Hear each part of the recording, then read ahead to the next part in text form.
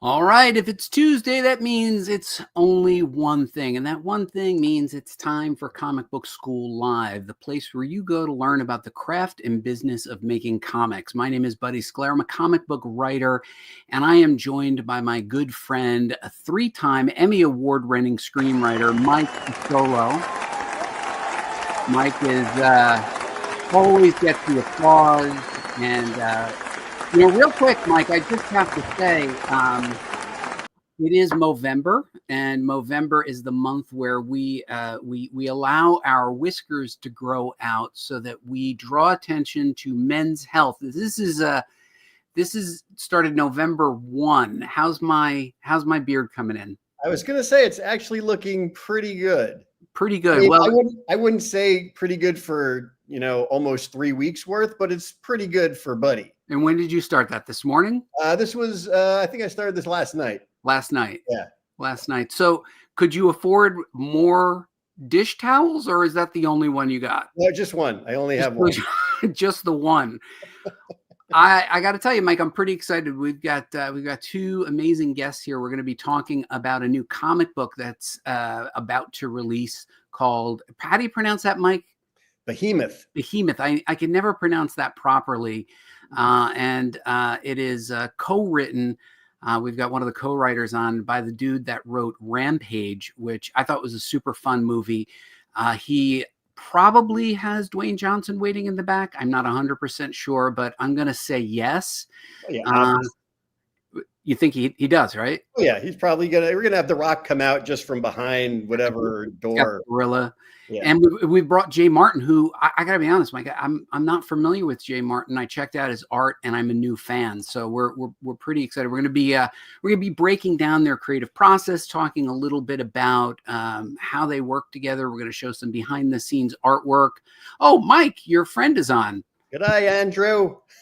Andrew, just for new viewers, Andrew is dialing in from where, Mike? Australia. Yeah. Australia. It's almost like you are there as a fellow Australian. Exactly. It's like I was born and raised there. Jared is also. Do you want to do the accent for Jared as well?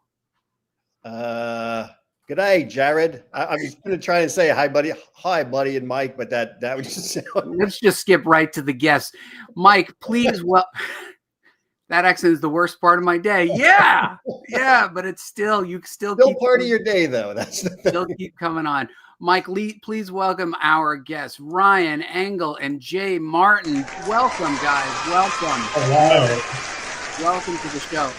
Mike, you guys are probably used to this type of applause, especially working in comic books. People probably walk around and cheer you guys all day long. Am I right, Ryan? All day? Absolutely not. Absolutely not. Absolutely not. So Ryan is a screenwriter, quite successful. We'll be jumping into that and how he's joined us here to tell stories in comic books. And Jay Martin. Jay is new to me. I had to look him up, but we've got a treat here because Jay is an artist that I'm glad that we discovered. Once again, cheering for our guests. Guys, thank you so much for joining us. This is going to be a good show. Maybe. So first thing, you guys are all dialing in from California, right? Everybody? Yeah, that's right. Wow. And you guys were saying that it's cold out there. Can you describe what cold is for Californians? It's about 65. Yeah, it was probably about 65. 65. Yeah, my heart goes out to you. Yeah, there's a nip in the air. A slight nip.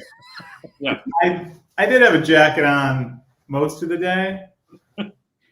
But Jay, you're inside. Did you you have the windows open? I went out for breakfast and I was sitting outside in a cafe and I did take the jacket off because it was a little warm. All right. Well, made it up to 70. We don't want you to get cold because we need to keep you working and drawing these awesome comic books. Let's just get started. Just for some context, I took the cover and then I did a zoom in because I just thought that central visual image was so amazing. Ryan, why don't you lead off and give us a description, and then we'll follow up with Jay about how this cover was composed. Ryan, tell us what's Behemoth about? So Behemoth is about a group of people during a kaiju attack that get on a city bus and ultimately get swallowed. So the sort of thrust of the story is, what is it like to try to survive inside the new world of a kaiju monster? So you and Grant worked on this together. Was it specifically written to go like, let's write something that has such a gigantic budget that it can only be a blockbuster and we become millionaires when they make it? That's always the plan. That's the problem. Literally, like, that's the problem. We write scenes that are like, it opens in a diner and it never grabs people. So giant kaiju, these are the big monsters. How did these kaiju get to where are we here in this image? New York, California? New York City. So part of what we wanted to do was take all of the conventions that we know from these kaiju stories that have existed since, Godzilla in the 1950s, lean into them so you feel like you're seeing a story you really know. And then once the story really gets going, you are suddenly thrust into a world that you've never seen before, where, no character is safe, where, every obstacle, every enemy that you sort of encounter is new and different, yet somehow totally familiar to the kaiju stories that you know, love, and understand. And so how did you and Grant come to pitch this to Dark Horse, and how did this come to become a comic book? So it's Grant's idea. Grant knew Dark Horse. I'm not sure exactly how it got into Dark Horse's hands, but I knew the producer over at Dark Horse, Keith Goldberg, who called me and said, I have this really cool idea with this really cool director. And it was like not a sketchbook. It was like a sort of a concept art meets concept, or meets a little bit of writing. What's that called? The word is escaping me. A treatment? A deck. That's what it was. It was a deck. And Keith sent it to me, and I was like, holy shit, this is a movie, this is a story, this is a comic, this is all the things. I've got to do this. So we had a series of meetings, and then I went away and kind of came up with a basic 3-4 act structure, came back, pitched it to them. They said, great. Then we started building the characters together. And then that's how the process evolved. That's amazing. Mike, this never happens to us. No, it doesn't. And I don't know why. I don't know why either. I should note, Mike is, of course, what is it? Hold on, let me see. Mike is a 3-time Emmy Award TV writer, just in case Dark Horse is watching. Now, Jay, no, I'm going to switch it to this way. Jay, is this your art on the cover? That's it. Yeah, this is phenomenal. This is what grabbed me. I saw this. It came through the previews, and I said, I want to read that because I knew immediately what it was. But like, there's so much storytelling here that immediately I could tell what was going on. Talk to me about what your approach was to tell such an effective story in essentially what is a splash page, or a cover is a splash page in one image. I think for all the cover concepts, we were trying to sell the idea like in one image. So you'd look at the book and you'd be like, okay, these people are getting swallowed by a giant monster in a bus. So I drew that. That's exactly what you drew. Is that what they call them in Hollywood, on the nose? That's like, I mean, there's not a lot of mystery here, although there are mysteries to come. Yeah, you don't know what's Jay, so many covers go so wrong, like that you don't realize how great the comic is going to be. This is like Jaws, right? Like, you see the Jaws cover and you go, the movie poster, and you're like, I want to see that, right? Like, there's a naked lady swimming, there's a giant shark. I want to see this. I see this with your cover. I'm like, I get it. Like, I don't know what's big enough to swallow that bus or that poor dude with the red tie, but I'm in. I'm glad you're digging it. It was really fun. It was actually, the cover was a lot of fun to make. Mike, are the hecklers in the room already? Are they starting? They're yeah. I mean, Redheaded Ed's throwing out a few comments here and there. She's saying we don't wear enough black. Apparently, that's how you get famous. Is that what it is? Oh yeah, both of these guys are wearing black. I guess that's probably what it is. It makes your face pop. Makes your head pop out of nothing. All right, guys. So we're going to take a look inside I think what we're going to start with a little bit is the storytelling on these pages. Ryan, do you want to lead off on what you were trying to accomplish on these pages? And then Jay, we want to talk a little bit about what you did, and also for people who are not familiar, why you're using a blue pencil. So Ryan, do you want to just lead off? Tell us what's happening in these preview pages. Sure. So one of the things I will say is when Grant and I saw Jay's art, one of the things we loved about what he did is everything he does is extremely cinematic. And so for us as filmmakers, first, right, like seeing what Jay, the way that he drew his framing, his composition, everything felt like you were watching a movie. So the goal sort of setting out was like, let's make a very cinematic comic book. So this is, from a story standpoint, this is an introduction to the world. It's an introduction to the monster. It's an introduction to the kind of storytelling that we're going to be doing. I had to learn from the get-go, things like sound cues and lots of dialogue, and telling every little piece of the story doesn't work. So as we launched it, and I'll say this as well, like I think, and Jay, you can speak to this a little bit more, but we did this a little bit differently than a lot of comics are done. We actually did the comic from start to finish together as a group. So we would say, we had the story points, and then Jay would come in and he'd sketch, and be like, how about this? And how about we do this? And then he'd do it in like this really brief kind of cool pencil, art. And we go like, oh, that's interesting. And then, and we basically kept boiling down the story to the most essential components. And then once we had that idea, we then move on to the next set of pages, which is tell the next piece of the story. So that's what this is. This is also, I think, setting up one of the bigger themes in our story, which is that David and Goliath, the big guy versus the little guy sort of dynamic, which is a huge thematic through line to what we're doing in the story. So Jay, as Ryan was mentioning, you have a very cinematic way of telling stories. Did you ever work as a storyboard artist, or are you primarily a comic artist? What's your background? So I was a storyboard artist forever. And the reason I actually got into comics because I started directing music videos, which is a strange tangent of a story, but my whole career was in like cinema and making movies, being a storyboard artist, directing music videos, and like I loved comics, and I grew up on comics. I was like raised on comics. So it was like something I was always wanting to do, but I was just in a different world. So I came from film. So when actually we started working on this project, I had done one book with Dark Horse that I had just done myself.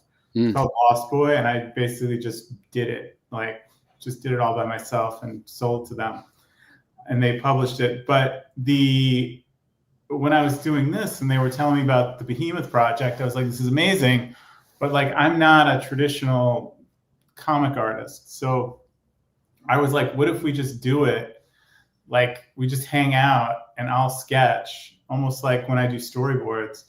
And these guys had like the whole story figured out. So it was just a matter of like them sitting with me, and I'd say like, all right, page 1 is this scene. And then I would draw page 1. And I think what you put up, I think, was the stuff I was drawing in the room with Ryan and Grant hanging out. We're just like, they'd be like, I'd draw, and they'd be like, no, that can't be like that. It's got to be like this. And then I draw it like that, and they'd be like, okay, that works. And then we just sort of built on it. And it was this big hangout that I think it was like a week of like, just drawing and talking and figuring it out. But when we were done, we had like the whole, someone's heckling me. Positive heckle. I was distracted. Mechanical engineering. Yes. Look at that. I like this. So I got to get better. I'm laughing. That guy was funny. So that was our process. So Jay, I'm guessing you were like, I have a successful career as a storyboard artist, doing music videos. What I want to do is do something that makes no money. And then you were like, let's do comics, right? You were like, I was, it's weird because I was raised, we had no television in the house, and all there was comics, and I became like obsessed. So I was always drawing comic book stuff since I was a little kid. So I was like always fixated on it. I would go to Comic-Con, I would go like comic book stores, and I would storyboard all the time. And so I've always just wanted to do it. So am I leading the witnesses saying that since I work in comics, you really look up to me? Would that be safe? I look up to everyone in comics. They're like my heroes. Don't include other people, Jay. I was just talking about me. All Buddy. I'm trying to be democratic. There you go. Well, thank you. So, all right. So you set this up, and in the green room, Ryan and Jay, you guys are talking about how fast Jay works. Talk to me about, number one, the speed at which you're sketching these out. Number two, and then we want to break this down so that people who are newer understand the blue line and why we would use blue line to rough. So Jay, you want to lead off with that? I'll answer the technical question first. The blue line dates back to when you would have to reproduce it, and the blue would not photo reproduce. So you could have blue line underneath your inks and it would not show up. But I just still do it because it's cool and it helps me differentiate my pencils from the inks. Is that correct? No, that's great. You got the correct answer. We're pretty happy about that. And let me see. There you go. You got the answer correct. And all right. So then over here, okay. So we're looking at what I assume to be a giant monster. So Ryan, lead this off. I'm assuming this is a double page spread. Yes, What did you want to accomplish when you and Grant were communicating with Jay? Like, what did you want to accomplish here? I mean, it's scope and its size. And in order for the mythology and the logic of this story to work, this had to be the biggest kaiju you'd ever seen in the history of kaijus. We actually have I don't have the drawing, but we have a scale drawing that shows the bus and how big the monster is that we imagined and that we had to have, so we could understand how that story could be told inside of it and that there could be movement, right? So this splash page not only shows you the scope and the size, but it also gives you that cinematic language of how our story is going to be told, right? Which means it's going to be punctuated by giant moments of scope, in sort of interspersed between the smaller, more contained, tight spaces of storytelling. And is this over here in the bottom right corner? Is this like a rowboat or something, just to give you a little bit of scale? Not a rowboat. That's like a pretty big fishing trawler. Not like big, but it's like one of those deadliest fishing trawlers. Yeah. So that gives you a sense, like, okay, we're in for something really big. And Jay, why go double spread? Like, is that just to get the full breadth of what you can do in the impact of telling that story? I felt like it was the right place to do it because you've got like our characters we're following are on this fishing boat, and this big container ship is sort of coming by them. So we're going like Grant described it as like the big fish eats the little fish gets eaten by the medium fish, and then the big fish eats the big fish, and then Godzilla eats that shark. So It's like you see this fishing trawler, and then you see this container ship that's like, oh shit, they're gonna get caught in its wake. And then you see that thing get ripped in half like it's like paper by the kaiju. So yeah, figured you gotta go big here. I mean, it's Behemoth. So do double page spreads all the time. So as newer creators, Jay, you've done a book, and Ryan, this is your first comic, right? Yep. Yeah. I mean, how challenging did you find it to write your page pacing to make sure that you had that double page spread? Because not everything is a facing page. What kind of challenges did you face when you were plotting this out versus plotting out a movie? I mean, it's a very easy answer. We had Jay, and he said, we have to do it this way. Like, we would say, oh, well, can we do this? And can we have this? He'd be like, no. This page ended here, and he laid out the pages.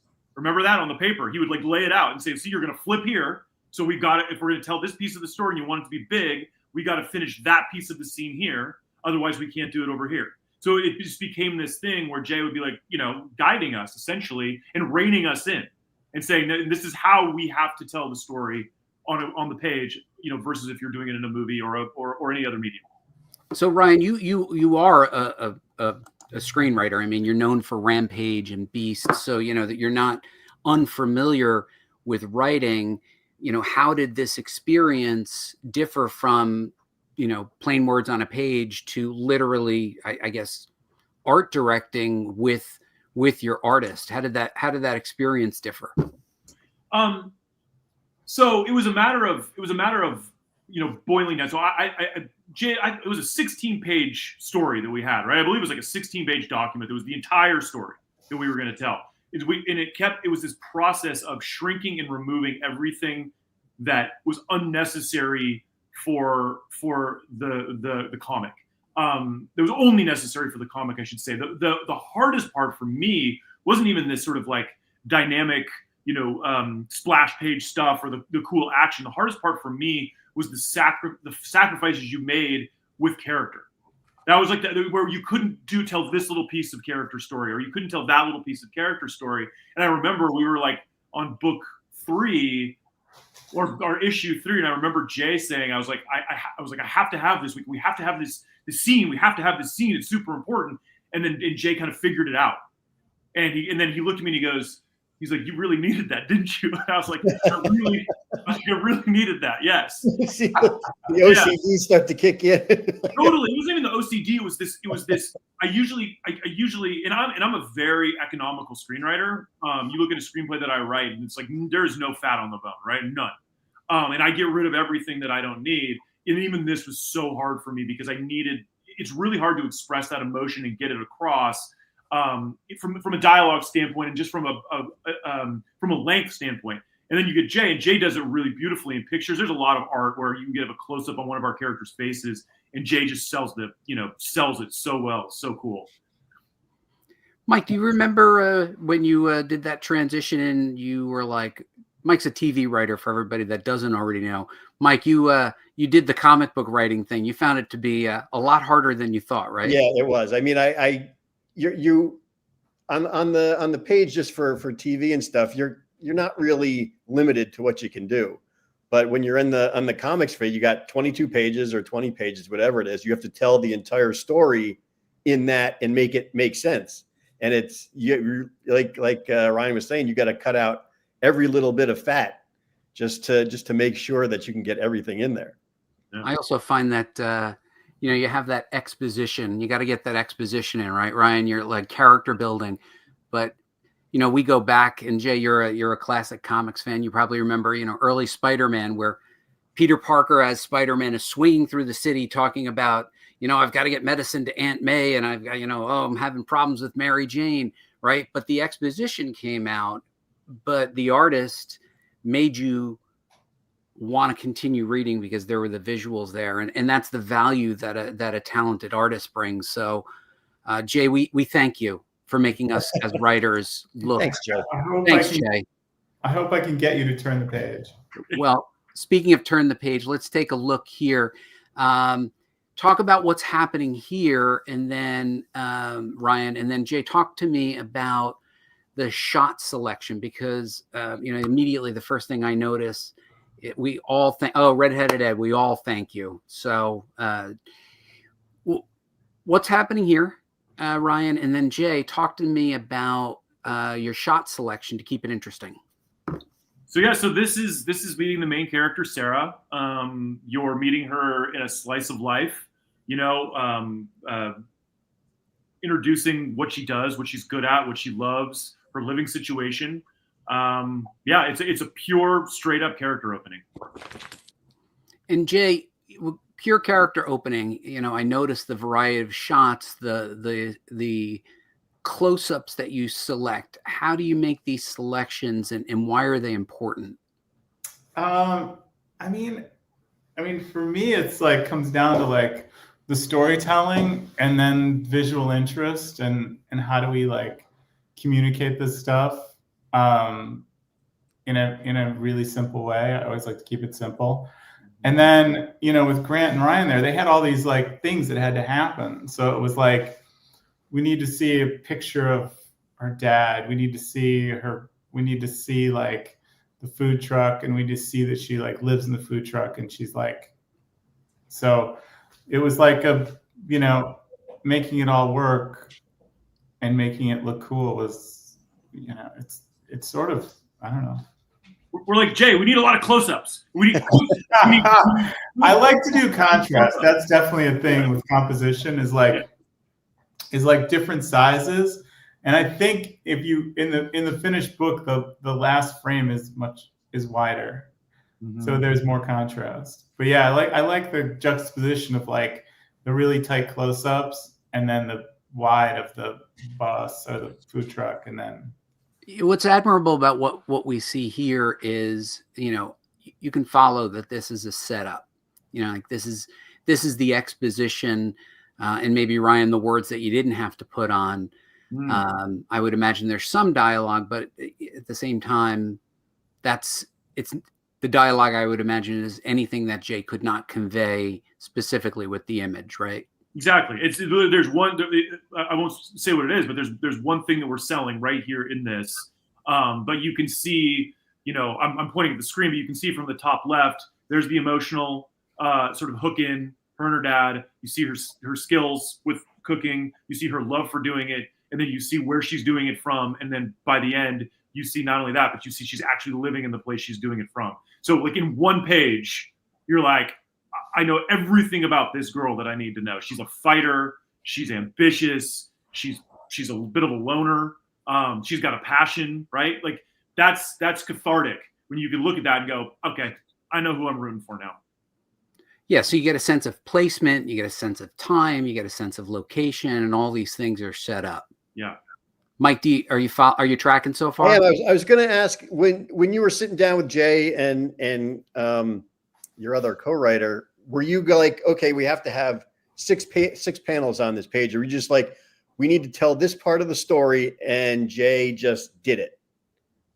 The latter. Like Jay would go like, don't let me answer for you, Jay, but Jay'd be like, all right, I got an idea. We're gonna do it this way, and he'd like do this little box, and he'd do it really fast, and then and it would just be a process, and he always. Like it was so fun to do it with Jay because he always had an idea. He always had a way of doing it. And when we'd say, no, not quite like that, and he'd be like, oh, okay, let's try this. And he would do it really fast. And then we'd all go, okay, that's great. Let's go. It was like that. So you basically wrote and drew the comic in that time that you were just sitting down together. Yeah, we just cranked it out. We had all the pencils done. And like after doing it, that was the first time I'd done that sort of collaboration style. But it was funny because it was the process got like refined as we got to the end. And I think like doing it again, it's even better. It's like the process has gotten sharper. But that was Ryan, I'm going to ask you a Hollywood question because apparently you know a few things about Hollywood. From concept to completion, this thing goes from your typewriter, you and Grant's typewriter, to opening night. How long would this have taken as compared to how long this actually took? Well, that's hard to. It's variable, but I would say on average. Well, I'll give you an example. Rampage. I wrote the first draft of Rampage. I pitched the first idea of Rampage in 2012. Wrote the script. The script was shelved. Then it was unshelved. We got Dwayne, and I believe, if I remember correctly, the movie came out in 2018. So 6 years versus Grant versus a year to get less than a year. Grant pitched it to me. I got pitched in November, and we finished the pencils, right, Jay? What was that, August, right? Of the following year, right? And there was a lot of time where I think we were waiting. There was a lot of downtime. Yeah. It was like waiting, and then all of a sudden we were all in LA at the same time. That's what we're waiting for. Yeah. Because Grant is Australian, so he was like, he finally got here, and then we're all together, and we just did it, and then I went and did the inks, and Did you do the whole? How many issues is this going to be? It's 4 issues. The total is like a little over 100 pages. Because did you do everything in one? Generally in one sit down. What do you mean? Like, did you do like all 100 pages? No, we did it in 4 chapters. So it's like each comic, it'll come out in 4 installments, and each installment is like a comic book. So it's like 22 pages plus, give or take a few. Okay. They're like 25 pages each, probably. But we broke it over 4 days, right? So like we had the story that we had had worked on that we all that Grant and I had worked on, and then from with that story, it took us 4 days to do the entire comic, right? But just the pencils, right? Obviously, and then Jay went and did all of his magic that he does. So Andrew sent in a request for you guys. So if you can accommodate Twins. I think this is already being done, not with The Rock and Kevin Hart, but it's. I think there's something like this being done with another set of twins. Mike only reads the section of Variety that mentions his name. So, so just real quick, Ryan. I'm very Hollywood savvy. Clearly, I mean, from the action figures behind me, I know a lot about the biz. Yeah. You used a word that Mike has used and had to re-explain to me a few times. You say you broke the story. What's breaking a story? Well, having a story that functions is really a hard thing it's hard to do. And unlike a novel or even a short story where you can, where characters have inner voices and you can fill certain things in with, expository prose or what the character's thinking or whatever it is, a screenplay or a comic book or a TV show requires a very specific kind of structure and a functional storytelling process that requires characters to reveal them. Anyway, breaking a story essentially, I think, boils down to figuring out how it works. We have a story we want to tell, right? We have a beginning, middle, and an end, but how do we actually tell that story? That's what breaking a story is. And it can be very simple. It can be a series of like 7 ideas where you're like, okay, this happens, this happens, this happens, this happens, this happens. Great, we broke the story. Now let's go fill in all the pieces. That's how I would describe it. That's a way better answer, Mike, than you ever gave me. Well, I haven't written as many movies as Ryan has. No, you have not. But there's still time, Mike. There's still time. All right. Oh, wait, hold on. That looks like there's a question that came up. Is it similar to how you would storyboard a movie? Sit down with the director and work out the camera selections for the entire movie. Do you want me to answer that? Yeah. Sure. It's exactly the way I would do it. The way I do it. Yeah. That's like what the storyboarding process is for me. Is I sit down and just talk and work it out and show the director what's cooking, and then they'll say, nah, try something else, or they'll be like, no, I want this shot. It's like a whole process. All right, Mike, read it out. Did you take to make the pacing work for comics versus past film timing and such? Did you take? Maybe how does the pacing compare? And how is it? It's I think storytelling pacing is storytelling pacing, right? It's about having a new thing happen, a new revelation, a new character moment, a new mystery. All that structure sort of lives in time and memoriam, right? But it's like we said before, like it was about selling all of those ideas, but doing it in this tiny, tiny little window, right? This 22-page, 7-panel, 5-panel, 3-panel, maybe 1-panel window. That's the challenge, and it's really, it's literally. I would never. I don't know that I would ever try to tackle it without Jay. Like I think I think I would like. This is the process. As I go forward and as I do another comic, whenever that might be, I have to do it with Jay or an artist that works like Jay. I couldn't do it another way. How challenging did you find it to write to breakpoints of individual issues where you had a cliffhanger versus writing a single cohesive screenplay, right? Because you did talk about 22, 22, 22, 22. That's a different muscle than when it's more like episodic television. Well, it is, but it's not, right? Like it is and it isn't. So I boil all of my screenplays down to 4-act structures, right? So it's a 4-act structure. It's 4 comics. Yep. You get to each, boom, boom, boom, boom. There should be a cliffhanger, whether it's a character cliffhanger or a plot cliffhanger or a new thing introduced or whatever it is at the end of each issue. I actually found it very natural. It's the boiling down. It's the storytelling process. It feels very similar to writing movies for me. It's the boiling down process and the doing it in such, confined quarters. It's very challenging to me. Wow. Mike, what do we got here? How did you know when an idea has enough meat on the bone to start pitching or writing? For me, I would say, first of all, have I seen that idea before? Is it something like what is the idea? Why does it matter? And is there a way that I can tell that story that feels fresh and original, at least to me? I think any idea has enough meat on the bone. Like you look at a movie like I don't know, The Whale, right? Last year, Brendan Fraser was about a guy who couldn't get out of his apartment, right? He couldn't get past his. Now, again, that's not comic storytelling, but it's not a big action or thriller storytelling. But any idea is big enough. It's just about how you execute it. Very good. All right, so let's keep moving on. These are good answers. We accept all of them. All right, so character designs. Oh yeah. Oh, these are great. This was so much fun.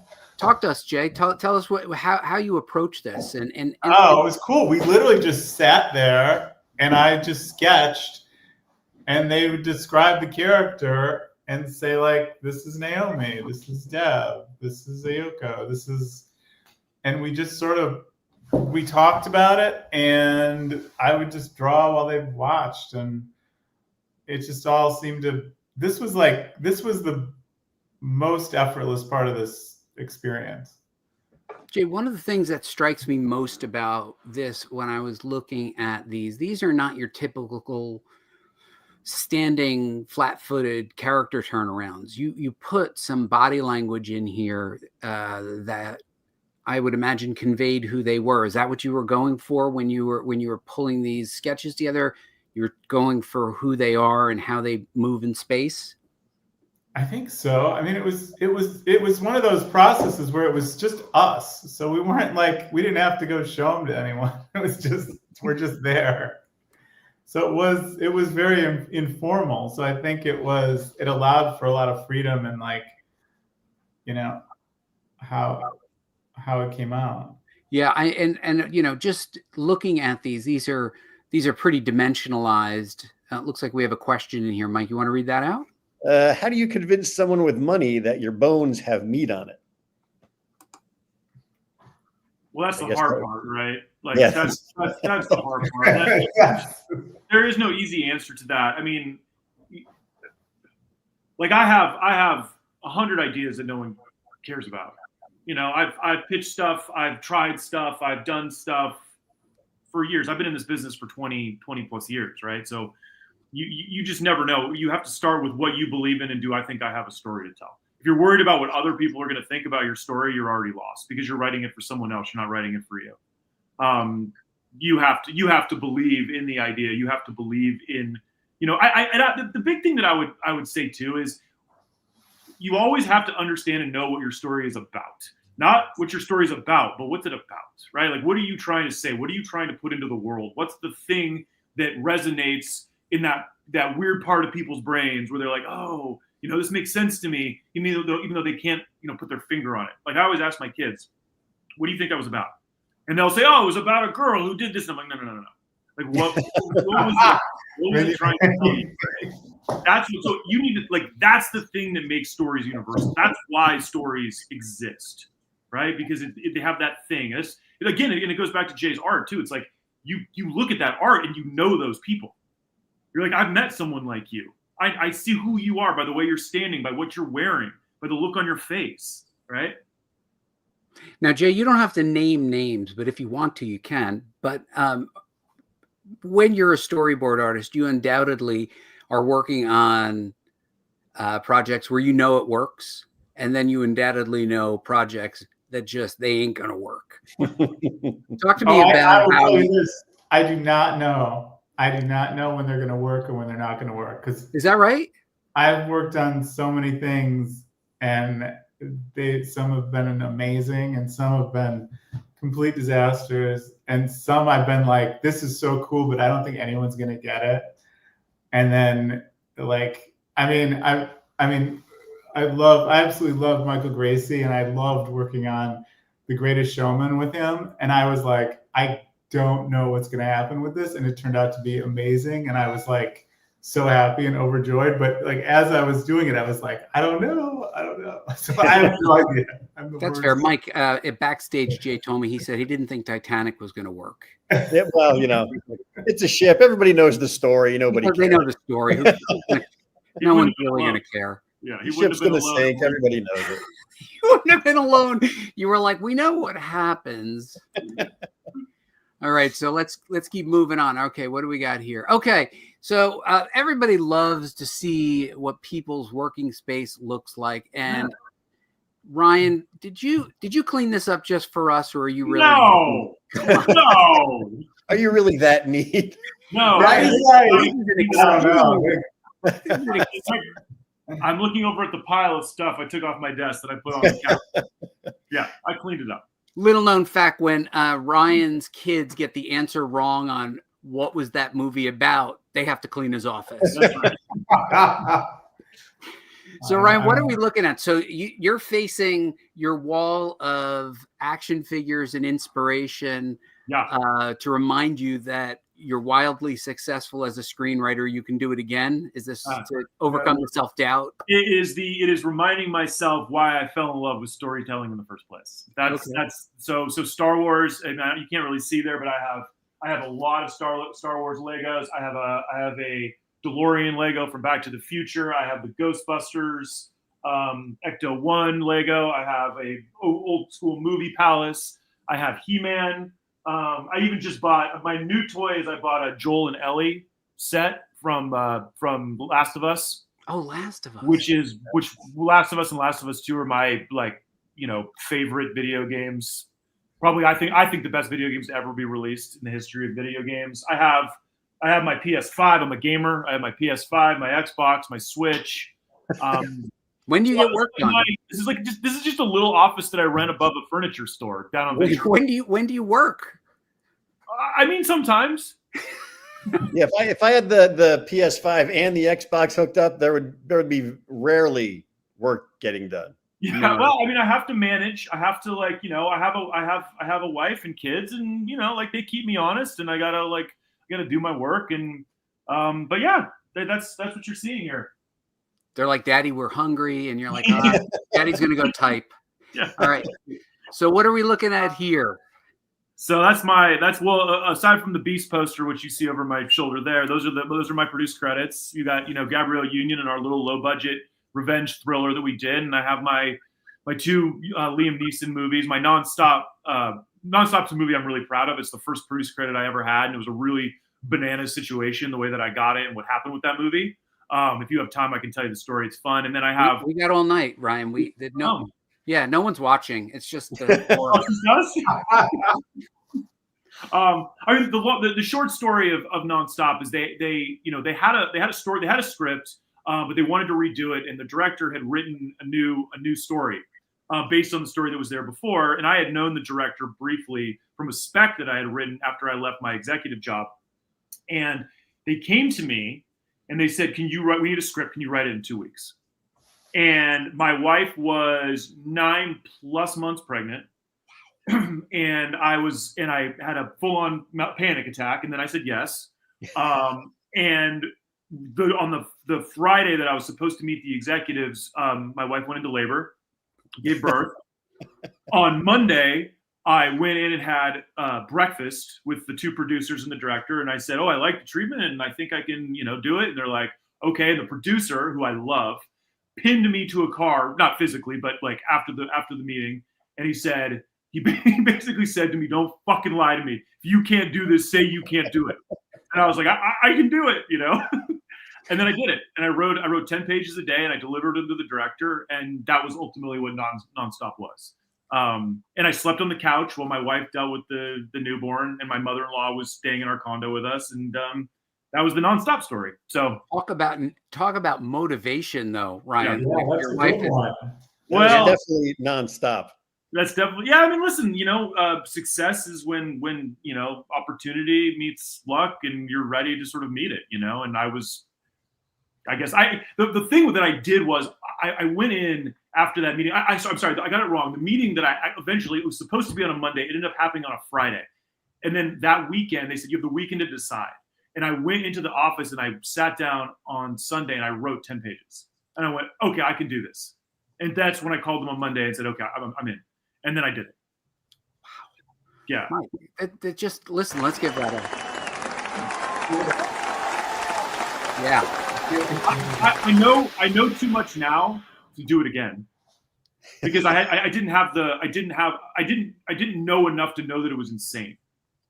Right. But that's the perfect thing. You didn't know that you could fail. You said, I'm going to do this. And you didn't have enough knowledge to know, well, some people don't turn this in on time.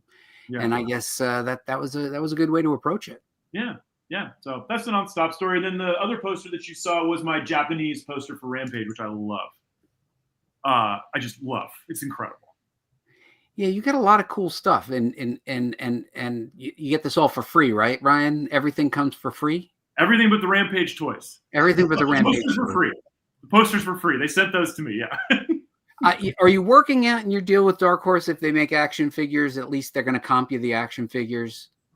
You know what? That might be, Jay. I think that might be part of the deal. I think we might get some action figures. I think we get free action figures. Yeah. You got to make sure to put that in the contract. You better make sure. And then this is a closer look at your wall. Quite a lot. I guess you're a Lego guy. I am a Lego guy. My favorite is the Ewok city over there on the right side of the picture. Is that the Ewok tree city, whatever that was called on that is out of hand. That's impressive. That's impressive. Oh, and you got a director's chair here too. I like that. That's my Rampage director's chair. Yeah. Wow. Yeah. Well done. All right. Now I think then this is your area, Jay. That's my office. How do you get work done? Like, how do you get work done? I would just be sitting, looking outside, and staring into space. All right. So you have a traditional drafting table, and then you have a digital setup here. Do you want to just talk to us about what the way you work? So I mostly work digitally. The new book I'm doing is going to be a little bit of both. So I use Photoshop, and I basically do all the penciling and everything on the in Photoshop, and then you can print the blue line out and then ink it, which is like kind of a new technique I was introduced to by. Do you guys know Tony Flees?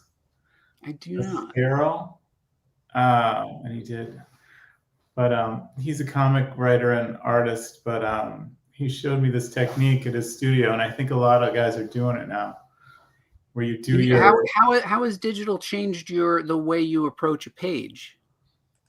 I don't think it approaches my style at all. It just is so much faster and easier, and everything is just sort of streamlined. It also allowed me to make the book Lost Boy, which is my first book. Like, I don't think I could have done it without digital, because digital just allowed me to be a one-man shop where I could basically create a finished book on Photoshop just all by myself. Yeah, it's amazing to have that kind of control, right, Mike? It was like being in the movie studio. I could just make the book. It's like. So as the movie studio, do you also play executive, and you're like, kid, you're not working fast enough. Get cracking. This is due on Monday. And you've got a script coming in, and we need you to draw this thing. I would imagine that's how it works. Like Ryan's writing 10 pages a day. You got Ryan's pumping out 10 pages a day, smoking a cigar in his own office. That's not even a joke though, because that's a real thing. Like I would get up when I was doing these books, when I was doing like Behemoth, and I have a book coming out in December called Yellow. And I was doing both these books at the same time, and I would get up at like 5:30 in the morning, and I would try to get like as many pages as I could before I had to take the kids to school. And then I'd come back and draw all day. And it was a lot of drawing. It's hard. It is. I could never do what you do, Jay. Now this is wonderful. You're showing the cover here. Can you just unpack what we're looking at on your two screens? We're not looking at anything. Yeah. Well, why don't I pull it up then? Oh, question. There we go. I threw up. I put the Behemoth cover up on my. That's my big Cintiq 22 on the right. Mm-hmm. That I draw right on that, and then on the left I've got Bridge going, and that's where I keep track of all the files. And then yeah, that's the setup. Redheaded Egg gives you a nice. She's I should tell you she's an animation artist, so she's probably jealous right now of your setup. And then you've got the I don't know, with like the Kirby special. It's pretty bare bones, right? Oh yeah. Yeah. I mean, bro, that's some postmodern. I mean, that's nice. That's postmodern. That's got some 1950s like animated like. You like that? That's a good look, bro. It is, and you got a lot of natural light. Yeah, the leather chair looks good. Well, that's how Mike draws every day too, right, Oh, Mike? yeah. My little stick figures on a table just like that. Every time. All right, where are we here? Super green with jealousy. All right, here we are. And then a little peek, and I guess, is this the output of the blue lines that you've inked over? These I didn't even, you know what, I did this all traditionally. This was just another idea I was kind of noodling with that I had been playing with. And I just, I just wanted to show for the kids out there, the Tombow brush pen is what I use for my inking. I see Ryan rubbing his hands together, prepping a treatment for the Medusa by Monday. I can do so much with this. He's like, I could do something with Medusa. Yeah. It looks cool. I like it. I like it a lot. He's like, yeah. I mean, I if I were you, Ryan, I'd be putting a treatment together. That does look amazing. Yeah, Andrew Campbell's got it right. Mm-hmm. All right, guys, we are now at the point of the show where we ask you one piece of advice, and the way we'll set it up is we do it one at a time. Ryan, I'm going to put you here in the hot seat, and then I'll ask you the question. And then Mike will then edit it later into a rap video that he's been working on that Jay's been storyboarding. Is it weird that I'm nervous? No, it's not weird at all because you're the biggest image on the whole thing. So this is memorializing. Ryan, what is one piece of advice that you wish you had received earlier in your career? Not everybody is going to like your stuff. This is a very subjective business, and you have to get used to the idea that there are going to be people out there who don't like your stuff, who may not think you're talented, who may think you don't have what it takes, and you just have to push through that and find the people that do like your stuff. Wow, that's good. That's it. that was good. That was good. That was very good.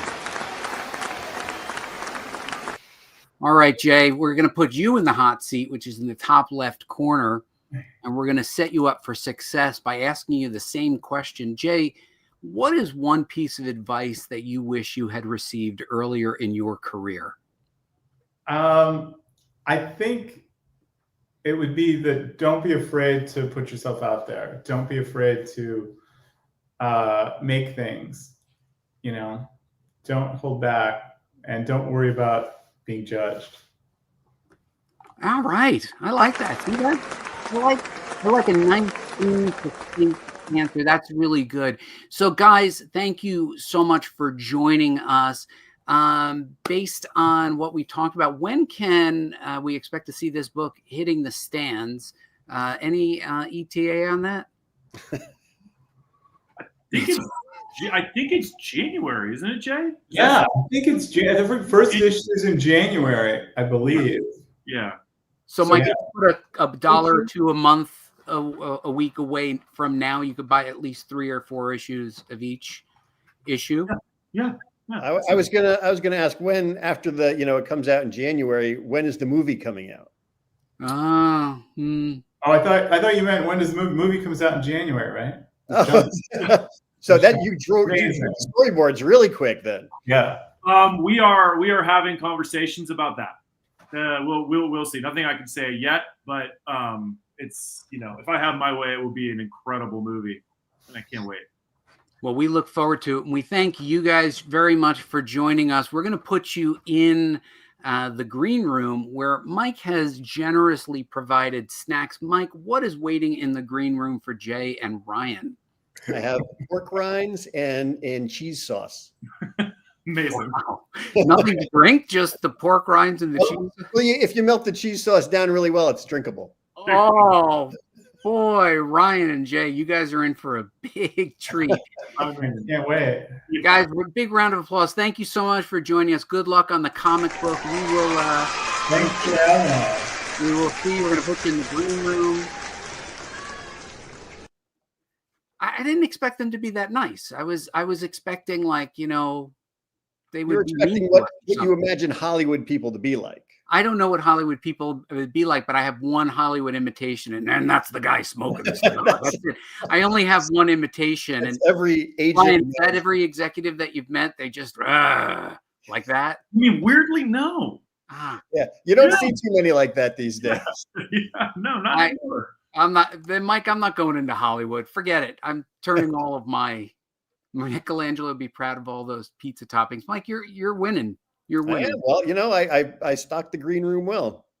Actually, that's a good question. Jay and Ryan, pull that question back up there, Mike. Is it there's a guy in a huge rubber suit. That's the look you're going for, right? The original early Godzilla. Oh yeah, it's got to be rubber suit. That was Grant was like, I'm not making this unless there's a rubber suit. Right, battery powered animatronic head. You can actually see the guy's head when the mouth opens up. Yeah, 100%. Funny, if you look in the green room, one of Mike's rubber suits is back there, but it's not a Godzilla. It's just a rubber suit, and a ball gag. So, Mike, we can just put them back in the green room. Mike, we had a great episode.